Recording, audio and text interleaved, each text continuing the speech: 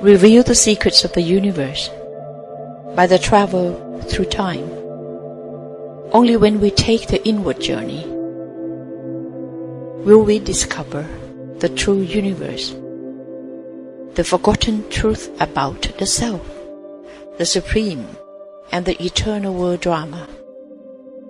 Find your answers from the experienced traveler, Sister Denise Lawrence, senior teacher over 40 years from Brahma Kumari's World Spiritual University. Thursday, commencing the 4th of June.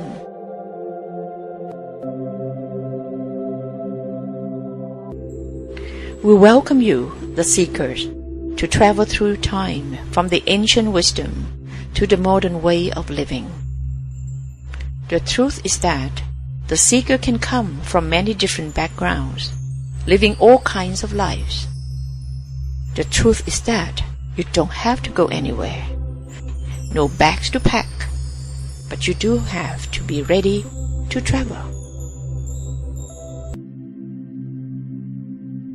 Do you ever look at the sky and adore the splendid galaxy and admire the infinity of the universe?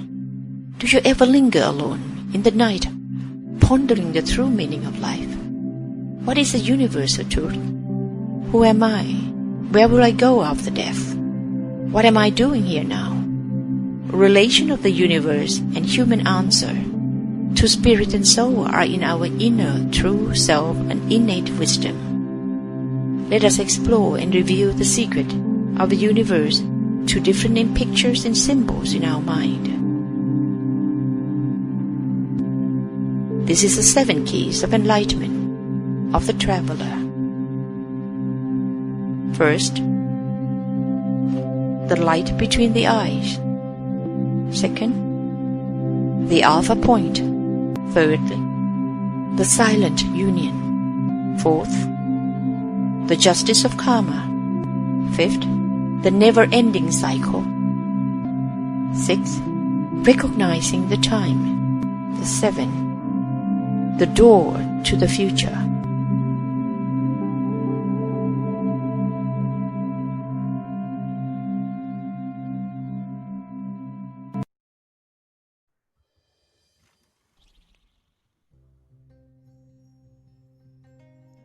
In the darkness and chaos of this world, where do I find the guiding light?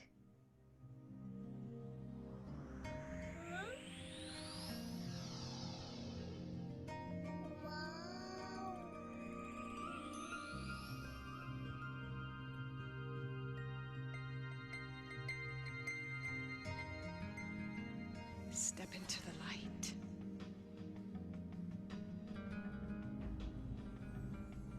Fill yourself with might.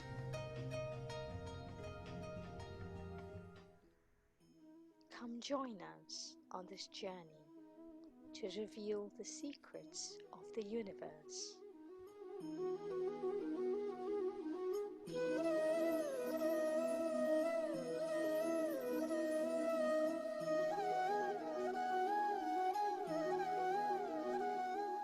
Accompanied by Sister Dennis from the UK and Sister La from Thailand.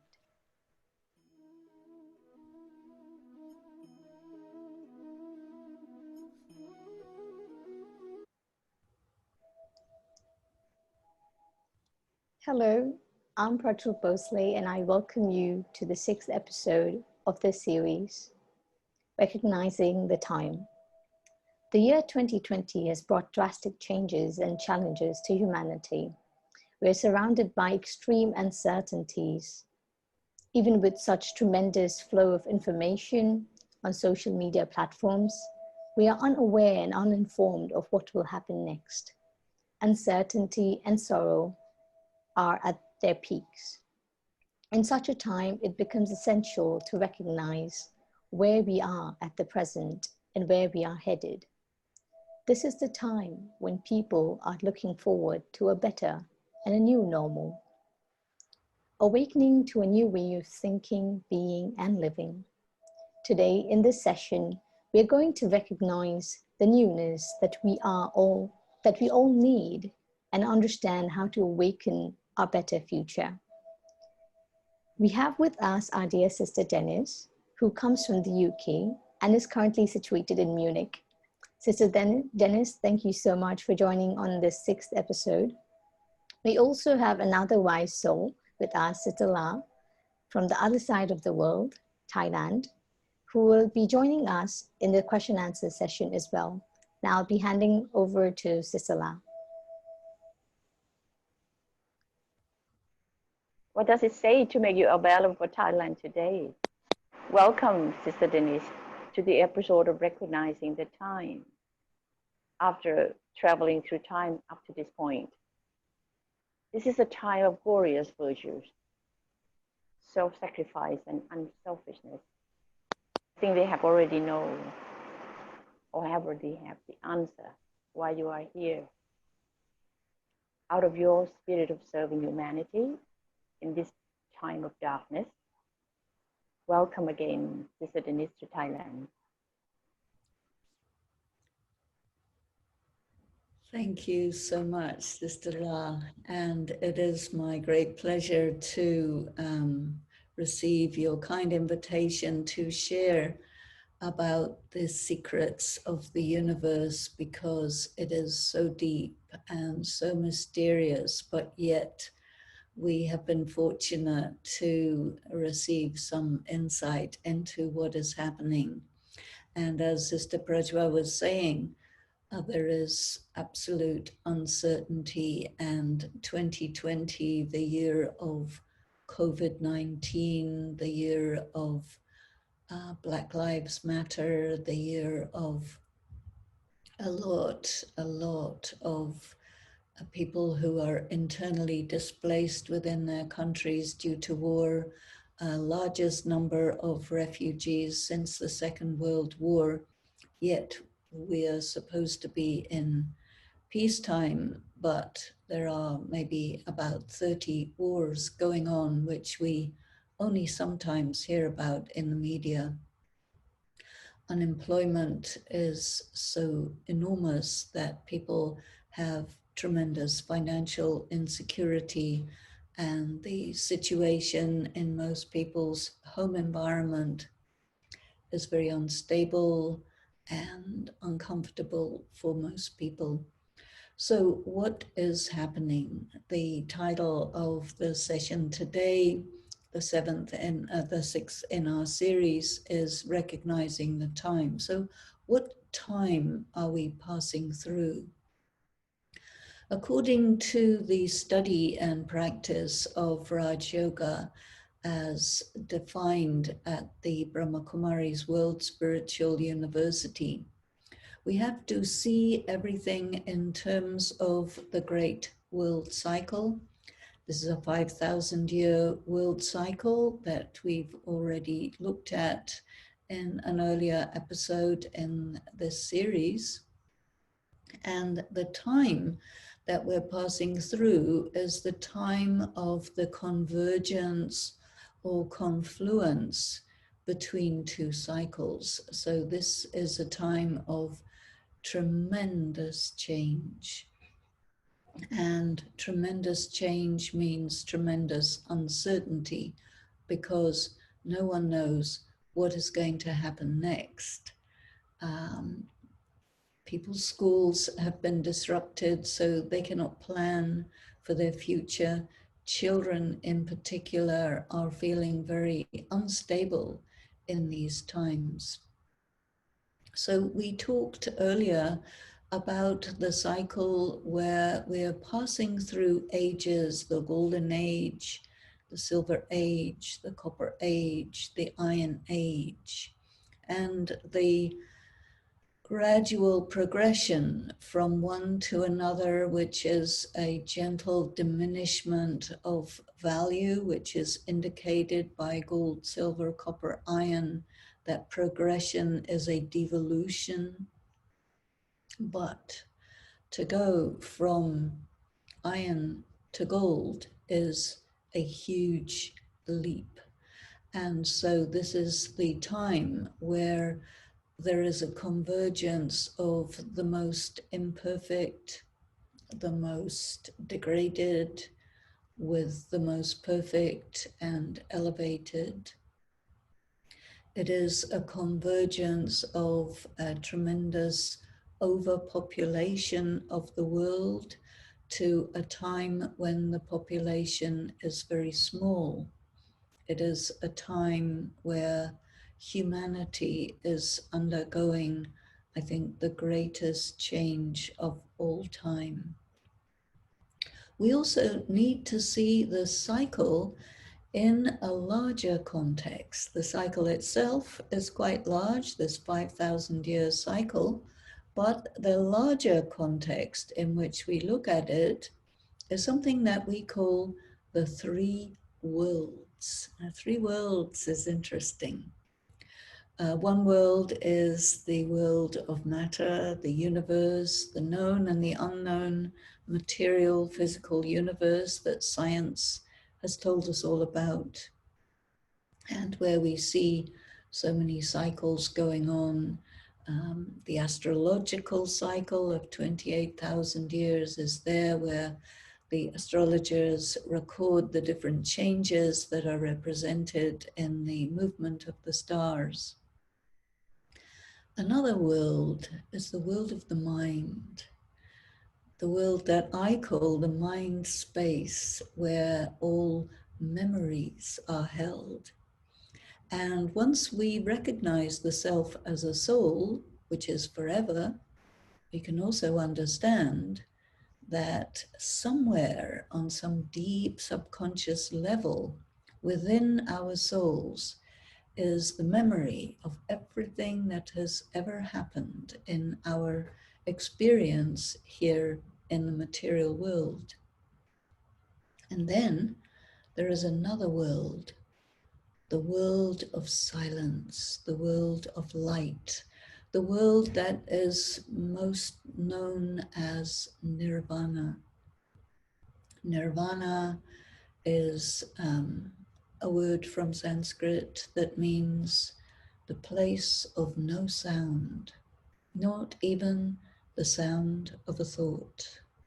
It is a dimension of light that is non-material, and it is there that the souls return to after their journey in this material world, on this beautiful planet Earth, is completed, where we take a rest before returning to our beautiful home in its completely renovated condition in the Golden Age. So we need to include the aspect of the return journey to the world of light, the world of silence, and this is the region where the Supreme Being, the Supreme Father of all souls resides. So it is a return back to God, a return back to our origins, and preparation for a return back here from there to start again our travel through time, our travel through the universe. So we are, in a way, we have to think about ourselves as living in two eras.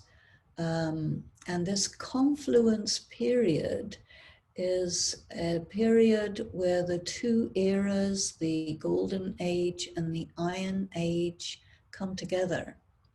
So the confluence age is like a period of time superimposed upon the end of the cycle and the beginning of the new cycle, the period of the cusp, the period of the greatest change. And it is also called the period of creation. So creation means that everything is created in its perfect form. But creation is not something that is done out of nothing. Creation is done out of raw materials. Now, what is the raw material that we have?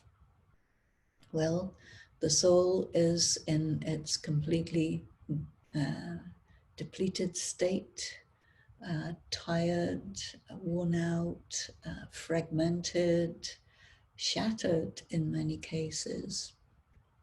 It's a time where we are very aware of climate change, where the climate has produced extreme weather conditions, very unstable situation in the air, under the earth. Agriculture is very much affected, and because of that, we have a food crisis. So these are very, very critical times, and yet we need to find ways and come to understand and acquire the tools and powers and wisdom to pass through these very challenging times. So it is also the time of, in a sense, destruction. When you want to build a new home from scratch, you have land. On that land is an old home. And in traditional societies, there are ancestral lands where the community lives, the tribe lives, and every so often the building that houses us is so old that it needs to be razed to the ground and everything has to be started again. So in a way, we are facing times where the whole world is being raised to the ground so that we can build it up again brand new. And what do you do when your old house is razed to the ground? Well, you go to the side and you let it get finished, and then you start redoing everything from the ground up, and everything from the deepest part of the house has to be restored. So take this analogy and put it for the whole world. It's like we are at a time where civilization as we know it is collapsing. The infrastructures are collapsing. And because of this collapse, we are experiencing so many difficulties. Now, if we think everything is going to collapse and then what? We don't have enough information.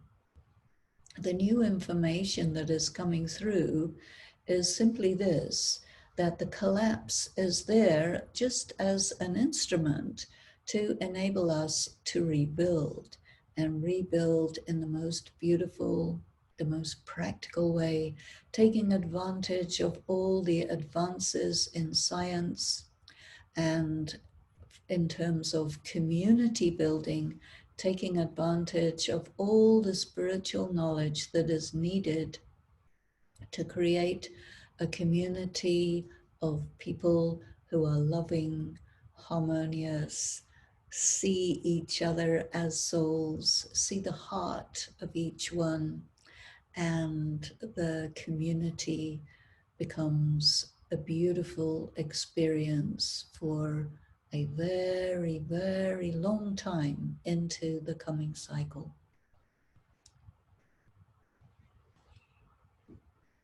So now let us look at this confluence age. First of all, there is a mindset that corresponds to the confluence age, a different mindset that corresponds to the Iron Age, and another different mindset that corresponds to the Golden Age. So the mindset of the confluence age is a mentality where we become aware of things that we cannot know at any other point in time. This convergence time is a time when we have direct access to the Creator, where we can study with the greatest intelligence, the supreme intelligence, who lays out the plan for the world that is coming, and explains to us how we move away from whatever is going, renew ourselves, prepare ourselves, and decorate ourselves with all the beautiful human qualities, spiritual qualities, divine qualities, so that these are then visible and in practical form in the coming civilization. So, in many ways, we are put in a situation of being pioneers, cutting the path away from a world of sorrow, a world of collapse, and crossing to a very beautiful world where everything is in perfect balance, like a beautifully choreographed ballet, and preparing ourselves to go and populate that world. So join me in this deep and subtle preparation. So the first thing that we learned in this series is that we must consider ourselves as immortal, imperishable, beautiful beings of light, and that we are not this body. We also learned that we pass through many bodies, and we pass through the whole process of time, from the golden, through the silver, through the copper, through the Iron Age. And now we see the world of the Iron Age is gradually fading, and the dawn of the Golden Age is appearing on the horizon, that glow, and it is the great hope for humanity. And who presides over all this is the Supreme Being, the great intelligence, the great teacher. So that means that we position ourselves as students. So we're living two lives. On one hand, we have our regular, normal life in the world. We have our families, we have work, we have our community, and we participate fully in that. Then on another dimension, we are practicing to be soul conscious. We are practicing to really see our character defects and how they arose, so that we can let them go and we can build new personal characteristics, build a new persona for ourselves that corresponds with the reality, the essential reality of the soul: pure, peaceful, beautiful, loving, in your power, happy, non-dependent, non-reactive. Really, the ideal state is something that we can attain at this time. Why? Because of two things. One is we're learning how to connect through the mind with the Supreme Being and draw that spiritual energy into ourselves. This, we call it yoga. And so we must practice this as much as possible, because we draw that energy into ourselves and we're also using it in our practical daily life. That energy takes the form of powers that we use to handle challenges that maybe other people who do not have that power, who are depleted, find very difficult to manage. And they may make serious mistakes. They may get really angry, depressed, frustrated, and generally do things which make their lives even harder.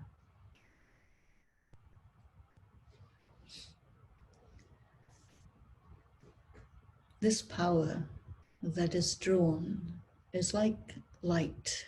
It's a kind of electricity.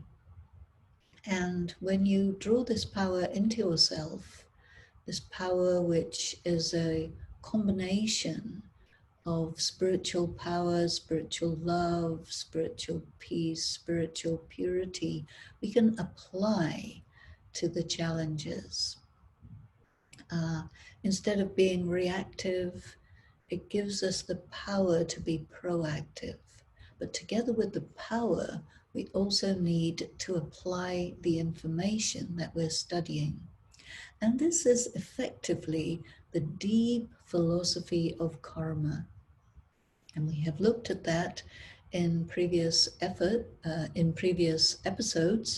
But our effort at this time is to be really aware that I am responsible for everything that I think and say and do. And I can no longer give myself the excuse that someone else made me angry or some situation made me depressed. No. Apply this power that a situation may be depressing, but I do not have to be influenced by it. I can change my perception of that situation from a depressing or hopeless situation into one which is full of opportunity for me, and take advantage of that opportunity and carry myself forward. So what this means is that this confluence age period is the time where really we evolve. Now, most people believe that we have been evolving all through time, but this view of the universe shows us that we actually began our journey in our most evolved state. And then gradually we have declined, we have gradually lost power, which means there has been overall a devolution rather than an evolution. But at this time, this confluence period, which is basically a short period of maybe around 100 years totally, where there is the opportunity for evolving, evolving from the most depleted to the fullest, the most complete, evolving from really not knowing what's going on to having a very clear idea about the meaning of life, about who we are, what we're here for, and so that we can live in the fullest way all relationships with the Supreme Being and become non-dependent people, full of love and all kinds of powers that we can share with others. Powers, virtues, qualities. These are our treasures. And as we share them with others, they do not diminish, they only increase. So this time is the most wonderful, the most profitable, and the most enlightening. But what we need to do is to keep ourselves in the mentality of the confluence age and be careful of not dropping into the mentality of the Iron Age. Of course, when you have two different eras superimposed on each other, you have to be really very sensitive and attentive to be aware of these two coexisting but very different, I can call them eras. Now, the default state that we live in is the body conscious state, the state in the Iron Age. That's what the atmosphere is around us. So when we are connected fully into our bodies, then we are involved in all of that and we are under its influence. And in that situation, it's very likely that we perform negative karma, or we do things which are against our own best interests. So our striving, our attentiveness, our special inner effort is to keep connected with the soul, keep ourselves a little distant from the Iron Age, so we're really close to the Confluence Age. Let the self be always close to the Supreme Being, the Supreme Father, so that at all times we're doing everything in remembrance. And then whatever is the circumstance we are in, it is happening, but it is not happening to me. What is happening to me is I am evolving. Maybe the world is devolving, but I am deeply and internally going in another direction. And so we must live on these two levels, but we need strength to do that. And this is why it's so important to have a regular meditation practice. And of course, everything that's happening in the iron-aged world pulls us away from our meditation. And so we need to develop willpower. Willpower is important. That is the will to schedule our lives the way we want them to be, and to resist energies, influences, and circumstances that want to pull us into themselves. So this is the development of willpower. I choose to be soul conscious. I choose to be peaceful, even in a peaceless situation. I choose to use my spare time, my free time, to connect and to fill myself with spiritual energy. I choose, above all, not to waste my time, but to really use my time profitably. So developing willpower also means developing our power of choice. And developing our power of choice means developing our power of discrimination. This is one of the important powers. Discrimination or discernment. Discern when you have a moment to be free and use it. Discern when you need to be engaged in the matters of the world, or when you can just be a detached observer, have a small percentage connected with the world, and a large percentage connected with your own self, connected with the Supreme Being, and use that time to fill yourself, to spread beautiful vibrations, and to add building blocks to the creation of the new and beautiful civilization that is destined to come as this civilization gradually fades away. Before we leave this world, and before we go to the new world, we need to think about the return journey. And so we have to practice detachment. How do you practice detachment? First of all, we have to become very aware that I am a spiritual being and I am in this body temporarily. How long is a normal lifespan? Maybe 70, 80, 90, 100 years if you're really lucky. But the quality of life when you're very, very old is not so good because your body really deteriorates. And truly, you need a new and beautiful one.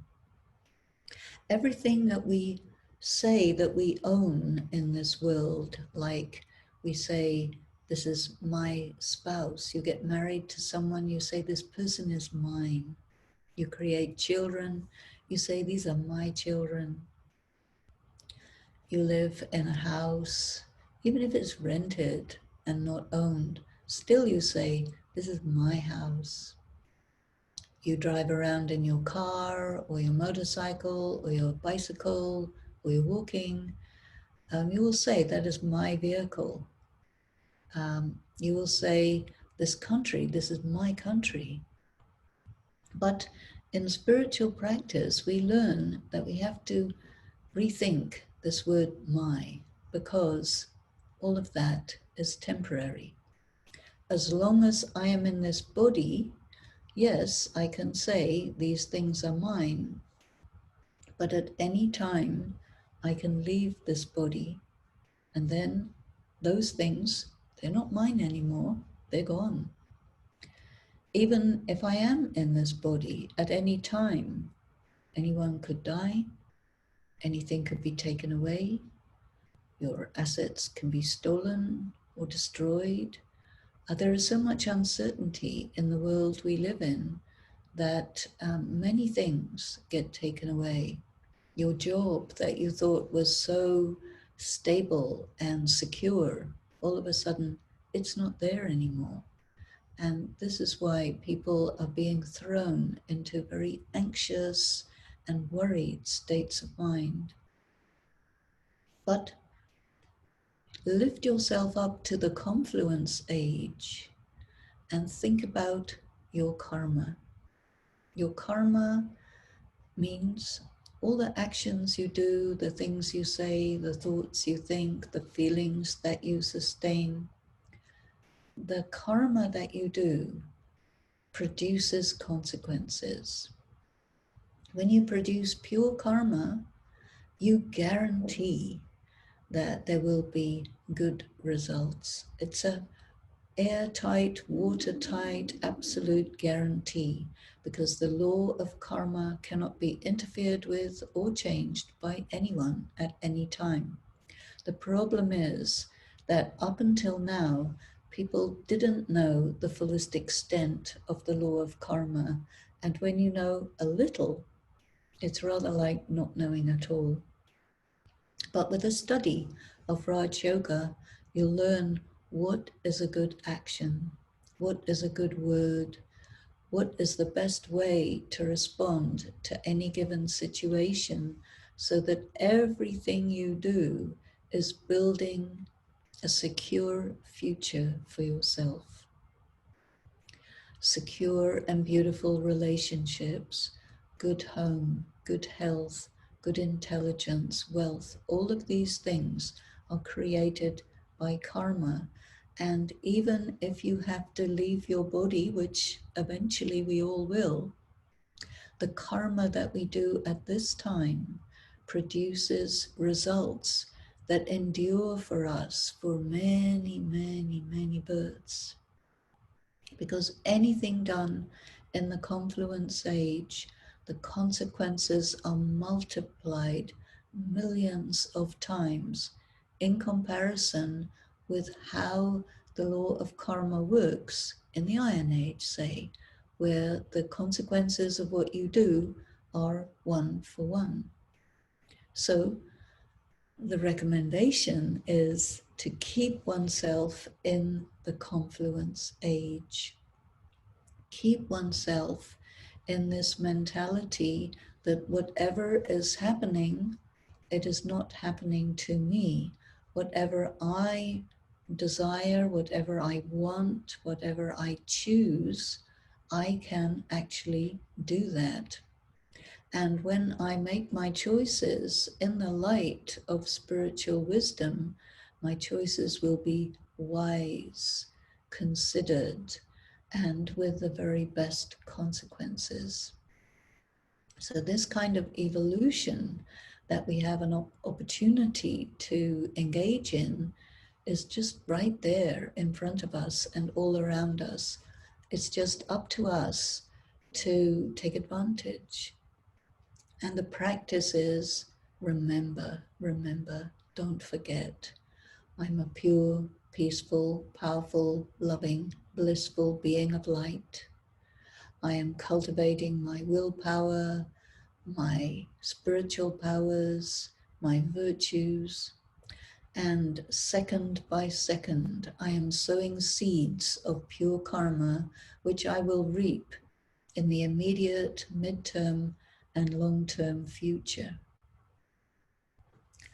But there is another secret that I must tell you about in the confluence age, and that is whatever karma that we had engaged in the past, several births, some of it was good, some of it not so good, because at that time we didn't have the knowledge that we have today.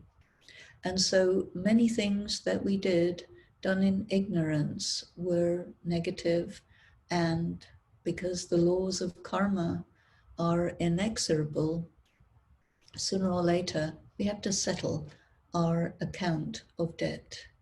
And so the confluence age is the time when we finish all the outstanding karmic debts. What does that mean in practice?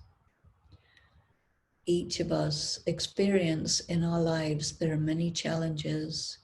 We have problems with some of our relationships. We may have anxiety about money and security. Some of us may have health problems, and we need strength to handle all of these things. These challenges that I've just mentioned are actually settlement of karma. And settlement of karma, when we don't have any power, is very difficult.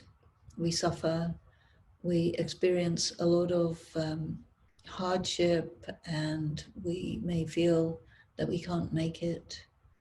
And in the confluence age, as well as performing pure karma, we also are drawing energy from the Supreme Power, and we are applying that energy as ways to handle the settlement of karma with the least amount of hardship and suffering. When you have the power to endure pain, you don't suffer. You move through it without suffering. When you have the power to understand the subtleties behind problems in relationships, then it is so much easier to be proactive and not reactive, to manage difficult situations, to be in the flow, to be positive, to never feel abandoned or slighted or insulted or badly treated.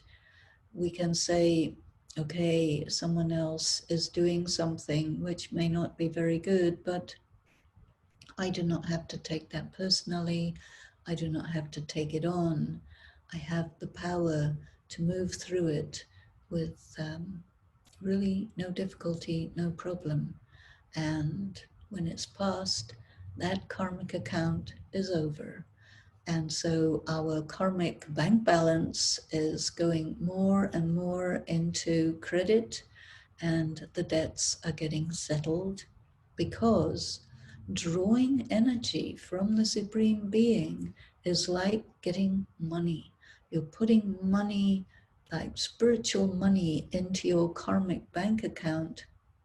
And whenever any debt comes up, you have plenty of money in terms of personal power to manage it and settle it. And it really is not a problem.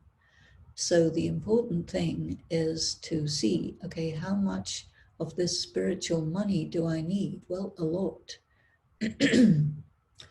Partly I need a lot of money to pay my debts, and partly I need a lot of money to create my future.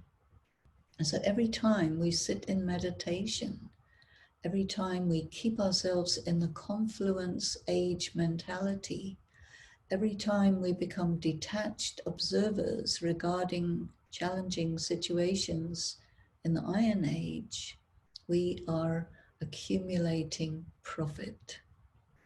And so this practice is called a spiritual income, and we need to have as much as possible. And so let me suggest that we take a little time together now to do some meditation. Because many times people say, okay, yeah, I want to meditate, but I'm not really quite sure how. So let me take us through the steps, and then later on you can also practice in your own time.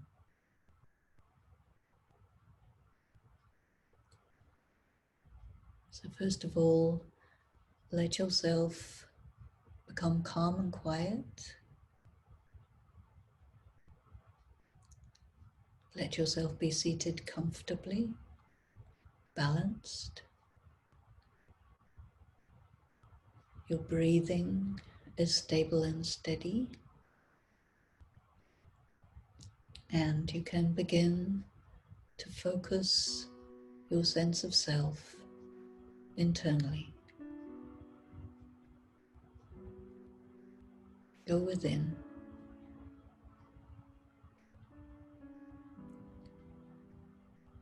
Really let yourself feel that you're going into the dimension of the mind, the dimension of the soul.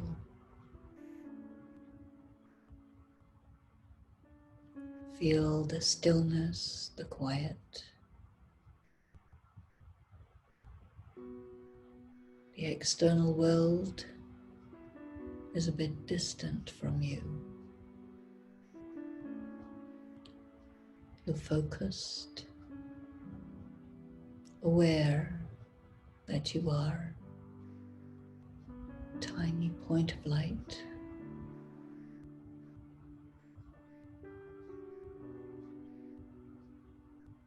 The whole of your being is contained in that point. Meditation means to bring yourself to that point.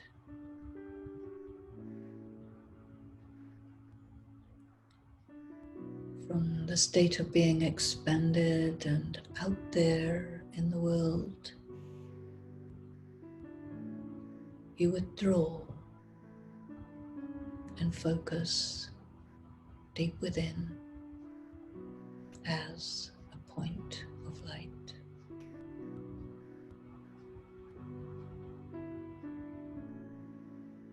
This focus is a gateway to the world of light. Let yourself just step into a world of light. Now you're in that dimension of the soul.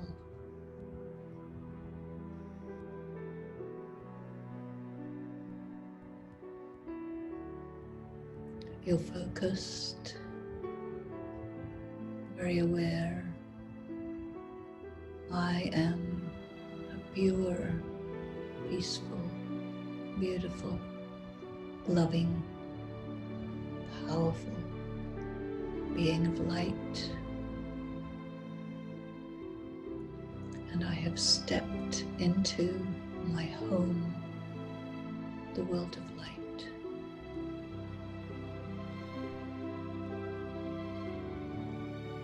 All around me is light upon light.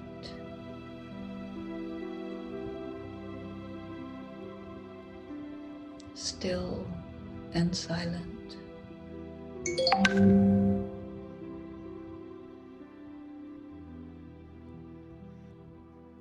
Pure.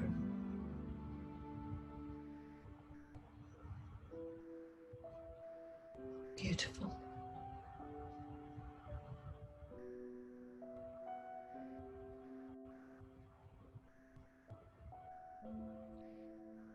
In that world of light, I am aware of the most extraordinary presence.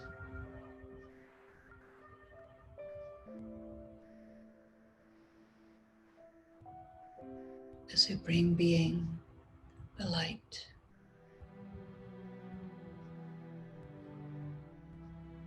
Draws me to himself.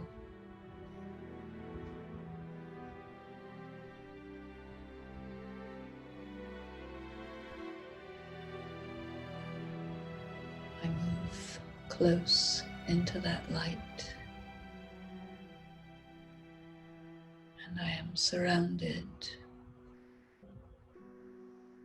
in an ocean of love.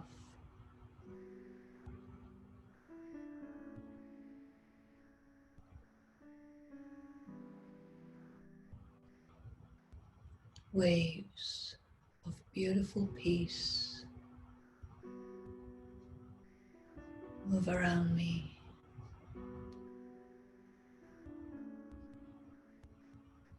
I feel the energy, the power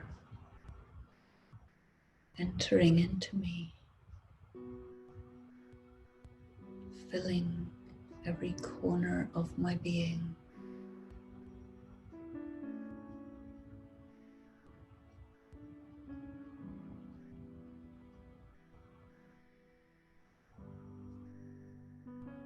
Pulsations of that energy reverberate through me.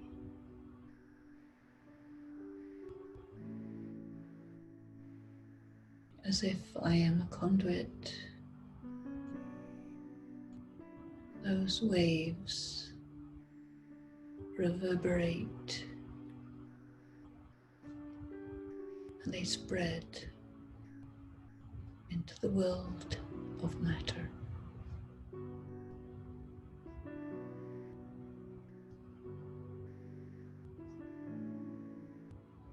I feel myself so bright, still, completely full,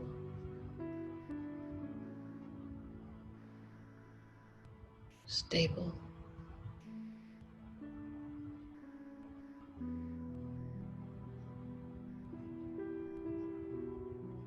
That energy passing into me and passing through me, surrounding the material world. I am a conduit for that.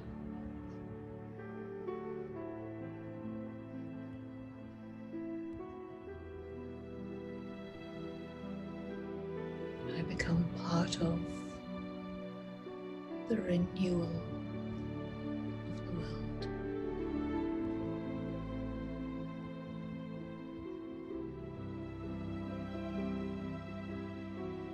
Gently let yourself return back, reconnect with your body. We're again in the physical world, playing our roles through these bodies, and feel that you're re-energized, and try to hold that. Don't let it fall away too quickly. Try to hold it and accumulate it, because this is the key practice.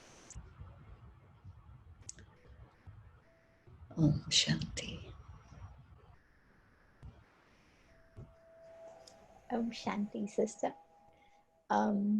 It was so nice the way you explained about the importance of the confluence age, that this is a precious time when we can be aware, we have the knowledge, we can be aware of our true soul conscious stage, our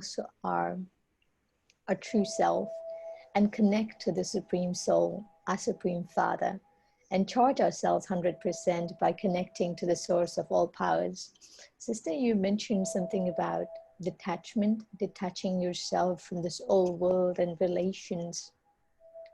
But there comes an example in mind. For example, there's a father who has to care for a family, and as much as he wants to detach, there's a lot of concerns that maybe of the daughter's future, you know, mother's health is not well, career is at stake. And at this time, how do we see detachment? And in this confluence age, the context of confluence age, how do we deal with attachment, detachment, and where do we see this in the picture? Is it dependency, or is it my responsibility, and how can I do it without the feeling of stress and concern? Very, very important question, because a lot of people, when they hear the word detachment, they think it means that you just go away and leave your responsibilities to look after themselves, which of course is never going to happen. No, detachment has a very different meaning. There's another word that I would introduce, and that is enmeshment. Enmeshment is like, two people are so tied up with each other that you don't know where one finishes and the other one ends. And whatever someone is going through, you are going through that too. You become completely unable to be a separate individual. So a detachment means that everyone is their own selves. And we do have love, but loving someone doesn't mean that you possess someone. You have to give that one their freedom. Attachment means that you tie someone to yourself so that you deny them their freedom. Taking the example of the father who must care for his family, he must care for his family. He must think of his daughter's future, and he must do whatever is right. But sometimes, well, not sometimes, every time, when there is a state of attachment, attachment means that instead of doing the right thing, you do what the other person wants emotionally, because they don't want the right thing. They want to fulfill some desire which is actually harmful for themselves. For example, the father is concerned with his daughter's future, and his daughter is in love with someone who his father knows is an alcoholic, and he knows that there's going to be a problem with that, and his daughter doesn't understand that. So in that situation, the father would need to really sit with the daughter and explain to her that this is not something that she can see, but she needs to be educated so that she makes a right decision, and that the decision to do something right may be in conflict with your heart's desire, because you are, smitten by someone, you are under their influence.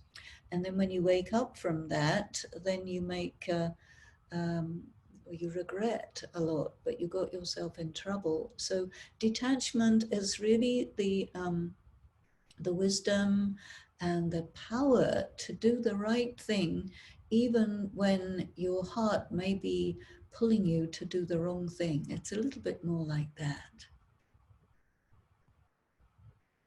Nice, sister. I really liked when you said detachment in this. Every individual is their own, so you don't possess anyone and you don't owe anyone anything, but then there's always the love. It's natural, it's very natural to love someone, have compassion for someone, but the understanding that you are your own individual, and like you, the other people, the other souls, and they're their own individuals. That was very nice. And you also mentioned that now at this time, the effort we have to make is to keep our feelings clean, having love and compassion for everyone, but at the same time understanding that I'm responsible for everything that I do. So be it my emotions, my actions, my thinking, and applying my powers. For example, the situation may be depressing, but I can change my perception to transform that depressing situation to an opportunity to empower and build my power of tolerance and use my virtues. And as you said, when you use our powers, they only multiply and keep on increasing. But sister, there's certain times when we ourselves fall apart. For example, we aren't expecting something. We are normal at the moment, in the present time, but then something happens and we're shattered and we react, and there's a lot of drainage of energy. You go down in this emotional spiral. So how do you get yourself out? How do you regain back your powers and get back to that stage? Or how do you prevent yourself from even going into that situation? No matter what happens, I need to feel great no matter what, even if something I'm not expecting. How do we do that? Well, obviously, we do all fall into all kinds of traps, but um, you have the information and you have power. So even if you fall into a trap, at any moment you can get yourself out, because you don't have to fall all the way. As soon as you become aware that you're feeling really in a different headspace, or even that you're going crazy or something like that, you can say to yourself, okay, that's all right. And now let me remember who I am. And immediately when you have a thought like that, this very powerful feeling of going crazy gets really small, and you're back in your power. And you realize that it's like a paper tiger, something like this. And the more we study, the more we practice, um, the more we get into really difficult situations, the more we become experienced. Because just theoretically knowing these things is really not enough. We must get ourselves into all kinds of scrapes and bad situations and so on, so that we can assess ourselves afterwards. We can learn from the experience. We can become wiser. And we should never like fall into feelings of guilt, or, oh, I did this and this is bad and I did bad karma. No, forget that. This is a drama, this is a play, and all sorts of situations happen, and every situation is there for two purposes. One is to make me strong, and the other is to make me experienced, and there's no other purpose for these situations. So realize this and keep moving forward, and it's really okay. That was beautiful, sister. The situations come either to make me strong or to make me more experienced. That awareness itself is so empowering. And to build on these powers and virtues, we need to regularly meditate, as you had suggested in this session, and then connect back to the Supreme Soul. We need to keep ourselves into the mentality of the confluence age, use our free time to connect and fill ourselves with the spiritual energy, because it is now, and this is the way to settle our karmic debts and also accumulate a fortune, our spiritual income.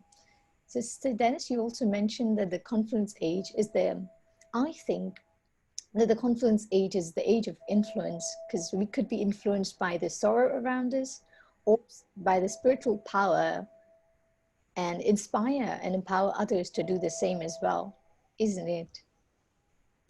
Well, that's right. And there's like a switch in our soul. We can switch to confluence, where we're influenced by the Supreme Being and spiritual wisdom.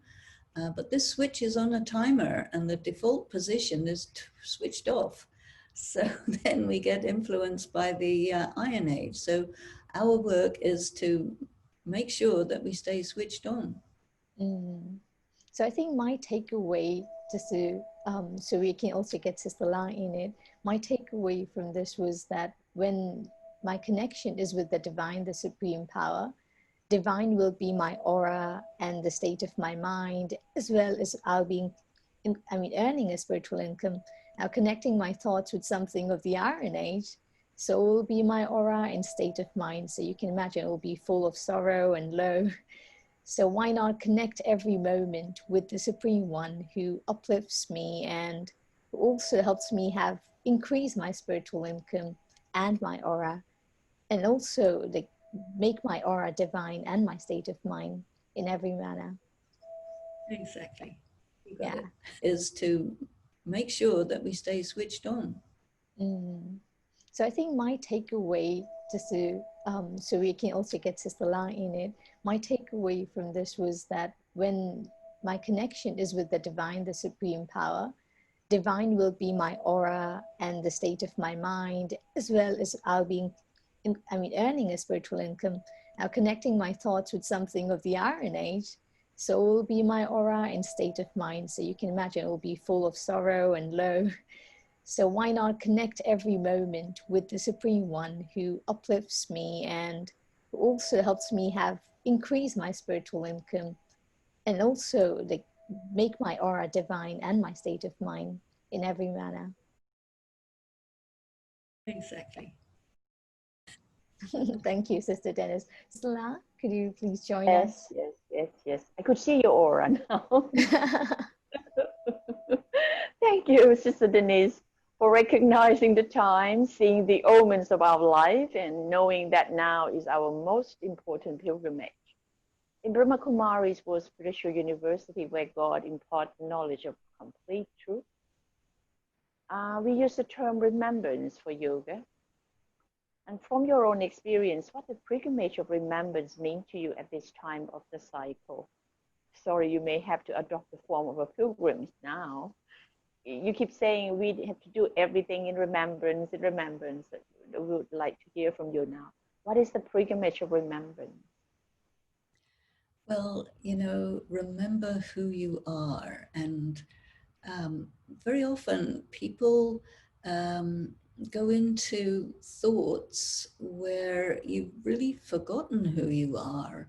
You may be thinking about the past, you may be worried about the future, you may be thinking about what this one did and that one did. That means you forgot. You forgot that all that is of no consequence. And remember to be with yourself. Remember to draw income. Remember that you belong to the future. Remember that you are a child of the Supreme Being.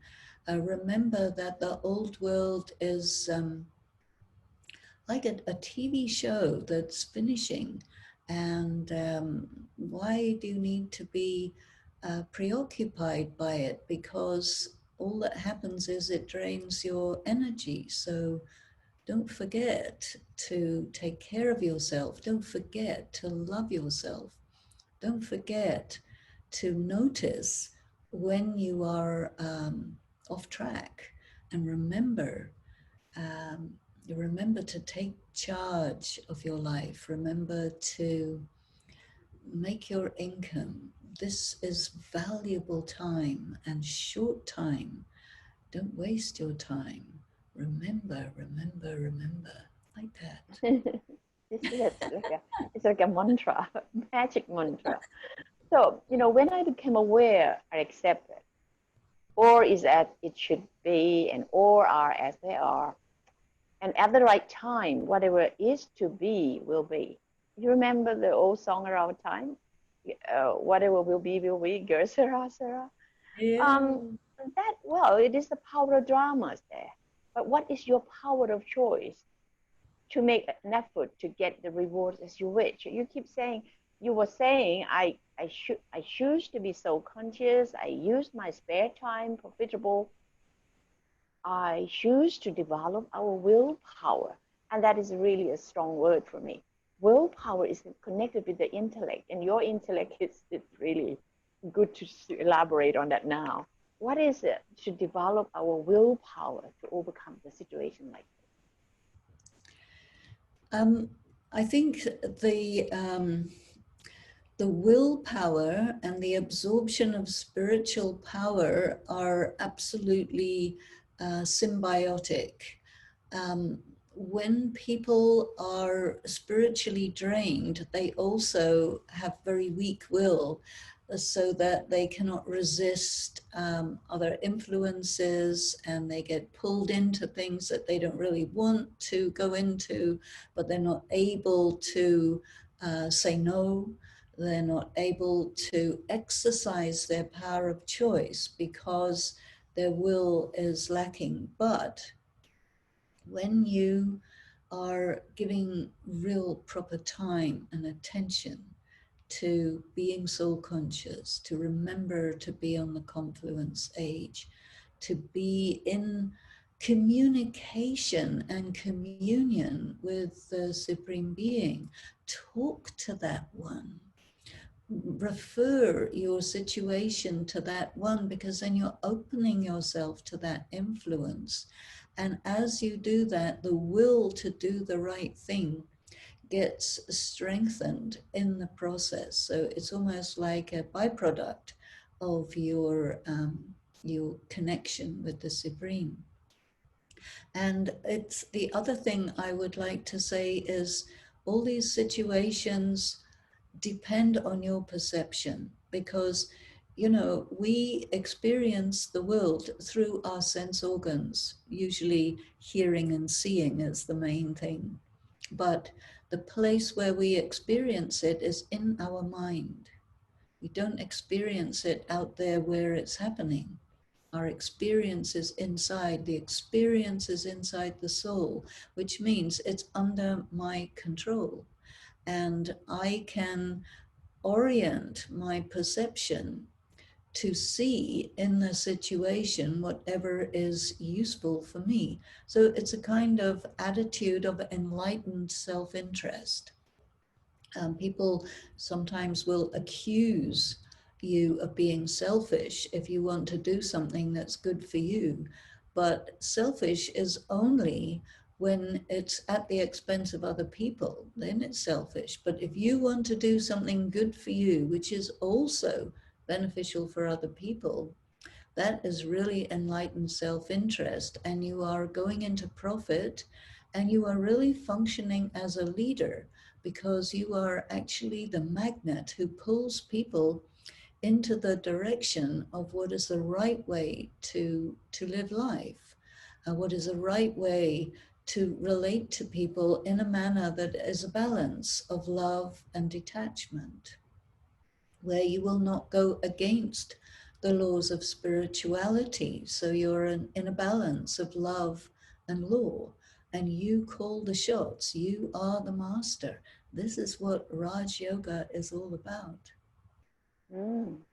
Well, again, according to the appropriate time, only when there is extreme sorrow, God comes. So he is bound by the drama. And you were saying a lot last time. But drama and what's drama made out of? Drama is made out of time and events, as far as I could think of. So many things happening now. And it's time to get to hear his signal for what we must do with the free will. But how much you have a free will to do according to his signal? Do you have an experience of getting signal and do with your free will? Oh, definitely. I think one analogy, I don't know, these days there are literally hundreds, possibly thousands of television channels going on. Mm-hmm. And people like to have their dish and be connected with everything. But if I flip through TV channels, I find that 99% are really boring and trivial and mindless. So think of the world like this, is that there are thousands of boring, trivial, mindless, inappropriate or unnecessary scenes going on, like little TV programs all over the place. And then there's one channel where you're connecting with yourself. And the next door channel after that is where you're connecting with God. So stick with these two channels, and no need to go to those others. Or if you do, just for a second, to remind yourself that it's boring, trivial, and mindless. Maybe the last question. I remember once Daddy Janki said that there are three voices we need to open our third ears to hear. Our inner voice, the call of time, and the signal from God. I hope that this episode, we all can hear it loud enough to be awakened. Could you echo back in our hearts so that we can travel towards the same direction? No hesitation. on our return journey. Could you echo back to our heart? Yeah, that is so beautiful. The third ear. We must keep our third ear open. And the inner voice, the voice of conscience, definitely keep very close to that. It is a very reliable guide. And the call of time, everything is finishing very soon. Use this very short period of time to fill yourself for all of time in the future. And the signal from God is value yourself, recognize yourself, and take as much as you can from me. I am a huge treasure chest, and I am here just for a while. So be with me, take from me, take me into your heart, and live fully and meaningfully, really. Thank you. Is it that time for us to say goodbye? We hate to say goodbye, but then really time. I don't know who's going to answer me, but then God was saying that time is also an element. I don't know. Of course, it's not like 5 elements, but time is an element. Yeah. Maybe the last answer I could get from you. What is connected with time now is the conference age, it's the age of diamond. And we use diamond as an icon or image of this episode. What's connected with diamond life like and time that is so valuable for us to make our life so valuable that will be the end of our episode. I think it's right. Time is an element. I usually use the word vector for time because our karma, our action in the material world is done in the context of the elements of time and the elements of space. When we're in the nirvana world, there's no time and there's no space. And we are just pure consciousness still, and we are not doing anything. We are just being. And doing, in order for us to do anything, it has to be somewhere, which is space, and it has a duration, which is time. So in that way, time and space are vectors or elements. There are the material elements, but time and space are also part of the material world.